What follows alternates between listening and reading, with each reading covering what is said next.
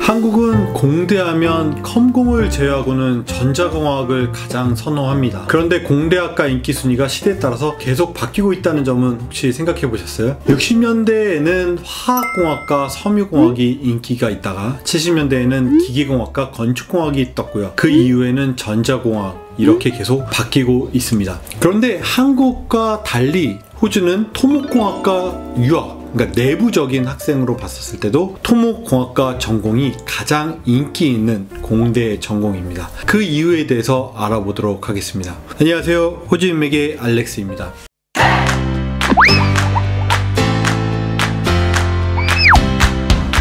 호주는 바첼러 오브 엔지니어라는 전공이 있습니다. 한마디로 공학 전공입니다. 우리나라처럼 개별 전공으로 쪼개졌다기보다는 그냥 공학으로 뭉뚱그려서 전공을 하고 여기에 세부 전공이 있습니다. 물론 우리나라처럼 졸업할 때는 전자공학, 전기공학, 토목공학, 석유공학 등 세부 전공으로 전공심화 과목을 듣고 본인의 메이저 전공을 선택할 수 있습니다. 저도 대학에서는 전자공학을 전공했기 때문에 호주의 공학 분야에 대해서 관심 있게 지켜보고 있었습니다. 제가 체감하기에는 한국에서의 전공 혹은 직장의 경험을 연계하여서 석사나 박사로 호주 유학을 선택하는 유학생을 제외하고는 그냥 이 공학 전공으로 선택해서 호주로 오시는 유학생의 숫자는 타 전공 대비 조금 소수인 것 같습니다. 공학으로 유학하는 한국 유학생보다 IT 단일학과로 유학하는 한국 유학생이 훨씬 많을 겁니다. 왜 그럴까요? 라고 생각해보자면 상대적으로 공학 전공은 전공 후에 한국 유학생 입장에서 직장을 잡기도 쉽지 않고 스폰서를 구해서 영주권을 취득하기도 쉽지 않고 이런 판단 때문에 아마 엔지니어의 전공을 조금 꺼리는 것 같습니다. 하지만 엔지니어, 이 공학 분야의 모든 전공 진로가 다 그런 것은 아닙니다. 자세히 살펴보면 취업도 잘 되고 연봉도 잘 받고 영주권 취득이 상대적으로 유리한 전공이 있습니다. 대표적으로 광산학과 등을 예전에 많이 소개했었죠. 그런데 제가 유학생뿐만 아니라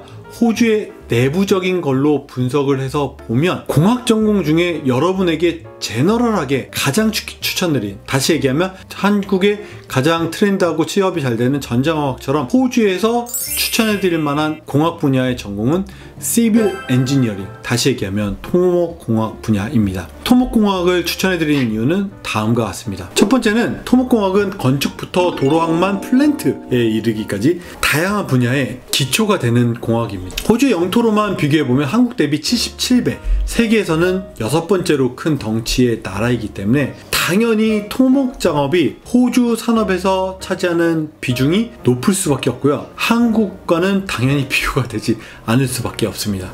두 번째로 이 시빌 엔지니어 토목공학 분야를 추천해드리는 이유는 예를 들면 반도체 공학을 전공한 사람이 반도체 메인 제조회사가 거의 없는 호주에서 취업을 하려면 당연히 가능성이 거의 없겠죠. 하지만 국토가 넓은 호주에서는 토목공학을 공학 분야에서 가장 많이 구인구직이 이루어지는 분야라고 할 수 있습니다. 다시 얘기하면 취업과 연계에서도 이점이 있다는 거죠. 실제로 대표적인 취업 사이트는 seek.com을 통해서 공학 분야로 검색을 해보면 이 중에 시빌 엔지니어는 IT 다음으로 가장 많은 구인구직이 이루어지는 직업군입니다. 예를 들어서 전자공학이 약 2,800건 정도로 호주에서 검색이 안 된다라고 하면 토목공학은 9,249건으로 약 4배 정도 많은 구인수를 볼 수 있습니다. 세 번째는 호주 영주권입니다. 최근 영주권이 연달아 개편되고 있기는 합니다만 시빌 엔지니어는 전통적으로 부족 직업군에서 절대 빠지지 않고 항상 리스트된 직업군이고요. 이 기조는 앞으로도 계속 갈 겁니다.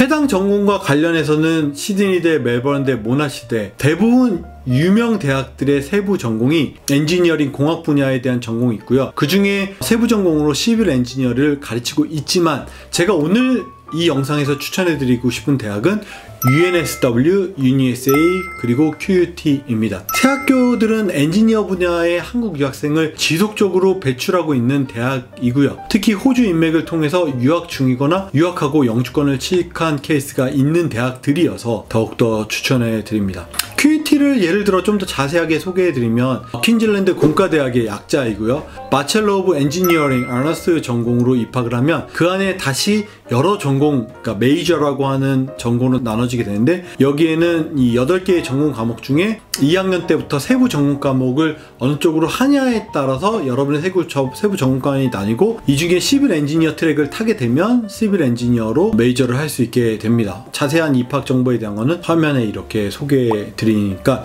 예시로 한번 판단해 보시면 좋을 것 같습니다. 입학 조건에 여러 가지가 있고, 이 중에 영어 조건이랑 학력 조건들이 있는데, 조건이 좀 안 되시는 경우에는 특히 이 공학 전공은 파운데이션이나 디플로마를 통해서 쉽게 입학을 할 수 있고 다양한 장학금 혜택들도 갖고 있으니까 한번 호주인맥이랑 상담 받아보시면 좋을 것 같습니다. 파운데이션이랑 디플로마의 특징을 또 한번 이렇게 리마인드 시켜드리면, 파운데이션 과정을 성공적으로 이수할 경우에는 학사 1학년 과정으로 입학할 수 있고요. 파운데이션을 수료하게 되면 학력 조건이나 영어 점수를 충족했다고 여기서 판단을 합니다. 파운데이션 과정을 배운 후에 과목들을 토대로 해서 공학 전공뿐만 아니라 여러 학사 과정 중에 하나를 자유롭게 선택해서 입학을 어플라이 할 수 있고요. 디플로마 과정을 성공적으로 수료할 경우에는 학점 인정을 통해서 학부 2학년으로 편입이 가능합니다. 즉 시간이나 비용적으로 절약할 수 있는 장점이 있고요. 디플로마 과정은 이미 학사 전공의 1학년 과정을 디플로마 과정에서 듣는다라고 하기 때문에 학사에서 세부적인 전공에 대한 큰 카테고리에서의 전공을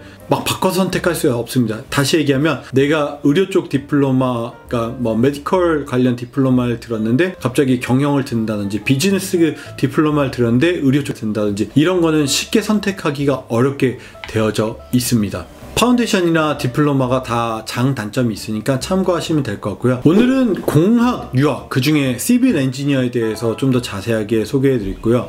호주는 전 세계 어느 나라보다 기술자를 우대하는 나라입니다. 그에 맞게 일자리 수, 평균 연봉, 미래 전망 등으로 긍정적으로 반영이 되어집니다. 또 나이와 무관하게 기술자는 정년의 개념이 따로 없습니다. 우리나라는 정년이 있죠. 근데 여기는 60이건 사실 70이건 몸이 움직이고 허락한다라면 엔지니어로 일할 수 있는 나라가 바로 호주입니다. 호주 공학 분야의 유학을 시작하는 여러분들에게 훌륭한 선택이 될 수 있을 거라고 저는 자신있게 추천해 드리고요. 자세한 문의는 아래 호주인맥 카카오톡 채널을 통해서 해주시면 좋을 것 같습니다. 이상 호주인맥의 알렉스입니다. 감사합니다.